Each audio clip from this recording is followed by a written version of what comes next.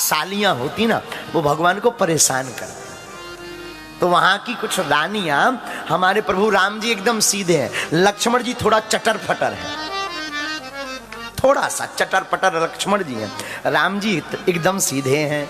कुछ सखियां राम जी के पास आई, और आपको अवधी भाषा समझ आती है, हैं? थोड़ा थोड़ा ना। तो एक सखी क्या बोली, काय हो बड़के पहुने, कैसन वाह।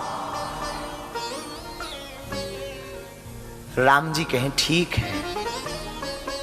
तो अब सखियों ने, चलो हिंदी में कहते हैं, अब सखियों ने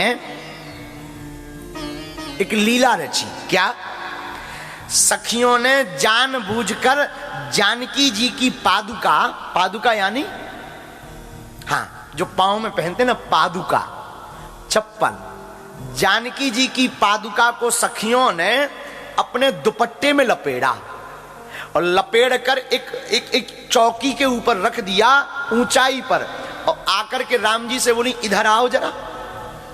तो राम जी तो चले, तो लक्ष्मण जी तो पीछा नहीं छोड़ते, तो लक्ष्मण जी वो उछल दिए। तो सखियां बोली तुम काहे आ रहे हो, अकेले को बुलाए हैं। लक्ष्मण जी बोले हम बॉडीगार्ड हैं, हम अकेले नहीं जान देंगे, नहीं तो परमिशन कैंसल, अगर जाएंगे तो दोनों जाएंगे। राम जी बोले अगर ये कह रहे हैं तो शादी का काम है, तुम मत आओ। लक्ष्मण जी बोले भैया पता नहीं ये क्या करें, इसलिए हम चलेंगे। अच्छा ठीक है चलो भैया।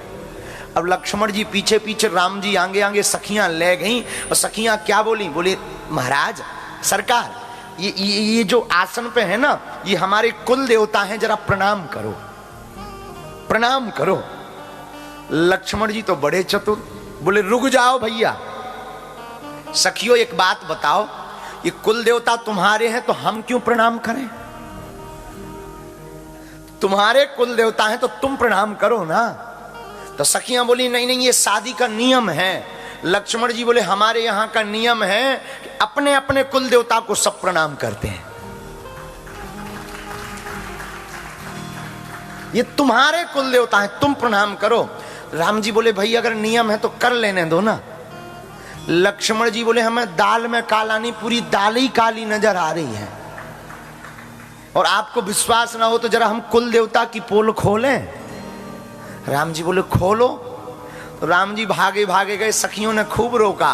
राम जी ने वो दुपट्टा उठाया, देखा हो ये भाभी मां की है पादुका।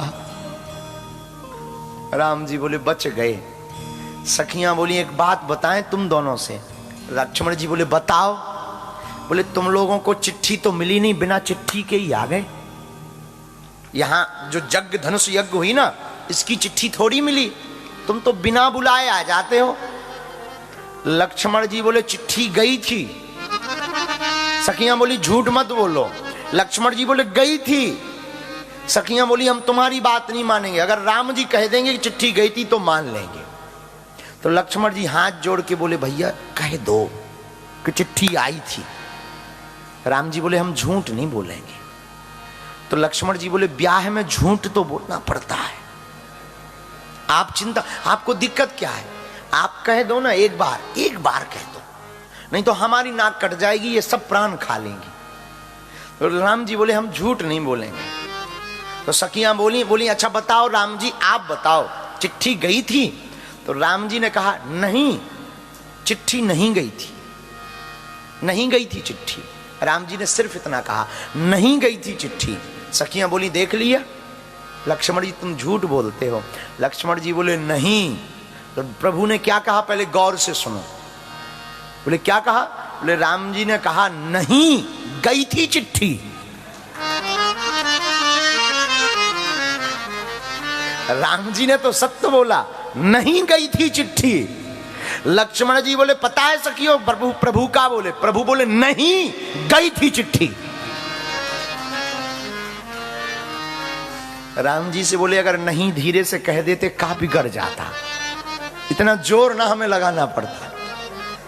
सखियां समझ गई कि बड़के सरकार तो बहुत सीधे हैं, ये छुटका बड़ा तेज है, ये छुटके सरकार है ना तो बहुत डेंजर बा। तो क्या किया जाए? सखियां सताती हैं लक्ष्मण जी को, काहे हो छुटके पहुने। ओ वहां पहुने कहते हैं उन्हें बोले तो जीजा जी को, दामाद को। हाँ, आप समझ रहे हैं ना? तो इसका भी आनंद लो, ये भी एक रस है। तो सखियां क्या बोली? काय हो छुटके पहुने ही आवा, ही आवा। तो लक्ष्मण जी बोले आए गए लो, बतावा हो। तो सखियां बोली एक बात बतावे। हाँ हाँ, हमने सुना है तुम्हारे यहां पिताजी की जरूरत नहीं पड़ती है, खीर से पुत्र पैदा हो जाते हैं। क्योंकि राम जी, लक्ष्मण जी, भरत जी, शत्रुघ्न जी ये अग्नि के खीर से प्रकट भये। तो सखियां मजाक मजाक में बहुत बड़ी बात बोल दी। बोली सुना है हमने अयोध्या में पिता की जरूरत नहीं है, बिना पिता के खीर से लड़का पैदा हो जाता है। लेकिन लक्ष्मण जी भी कम नहीं, बोले धन्यवाद देवियों, आपने सच कहा। हमारे यहां खीर से पैदा होते हैं लड़के, पर माता जी की जरूरत पड़ती है। लेकिन हमने सुना जनकपुर में तो माता पिता किसी की जरूरत नहीं, पृथ्वी से बिटिया पैदा होती है।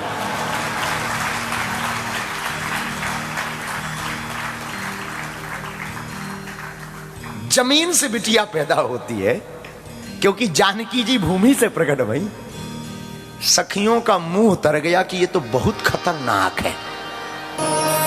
तो सखियां सब राम जी के पास आई और बोली एक काम करो, आप यहीं रहो।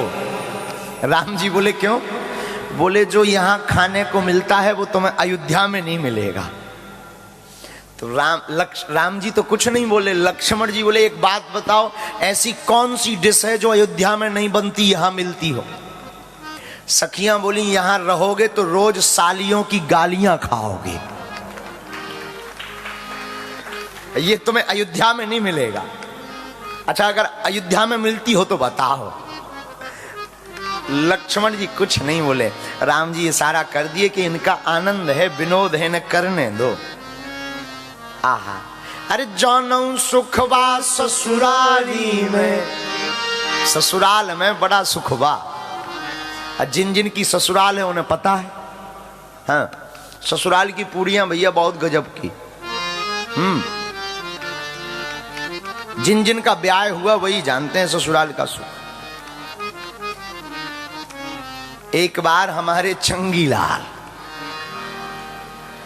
इनका ब्याह हुआ चंगीलाल का मुन्नी बाई से।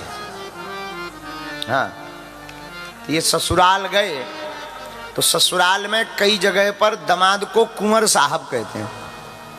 क्या कहते हैं? कुंवर साहब। तो जैसे ही ससुराल गए तो सब बोले आओ कुंवर साहब। आ गए कुंवर साहब, सब कुंवर साहब कह करके पुकारे। तो चंगीलाल थोड़ा कम पढ़े लिखे थे, इन्होंने बचपन में पढ़ रखा था कि कू का प्रयोग गलत काम के लिए किया जाता है, जैसे कुकर्मी, कुरूप, कुंठित, कुत्सित। और इन्होंने जब बार बार पहली बार ससुराल गए तो सब लोग बोले कुंवर साहब। तो इनका दिमाग खराब हो गया, बोले बस बंद करो, जो आता है वो कुंवर साहब कहता है, हम अनपढ़ थोड़ी हैं, हमें पता है कू का प्रयोग गलत काम के लिए किया जाता है, कुकर्मी, कुंठित, कुत्सित। बोले कू का प्रयोग अगर किया तो हम तलाक दे देंगे। घर वाले बोले तो कुंवर साहब क्या बोले? बोले चुप, कुंवर बोलना ही नहीं है, कू का प्रयोग मत करो, सू का करो।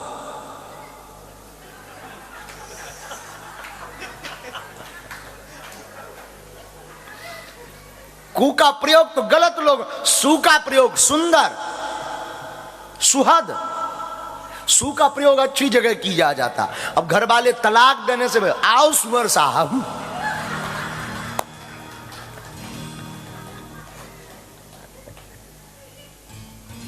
तो कई ऐसी भी शादियां होती हैं। तो ये पहुना यही ये पहुना जौनौ सुखवा ससुरारी में हो, जौनौ सुखवा ससुरारी में तो न सुखवा कहूना, ये पहुना यही मिथिला में रहुना।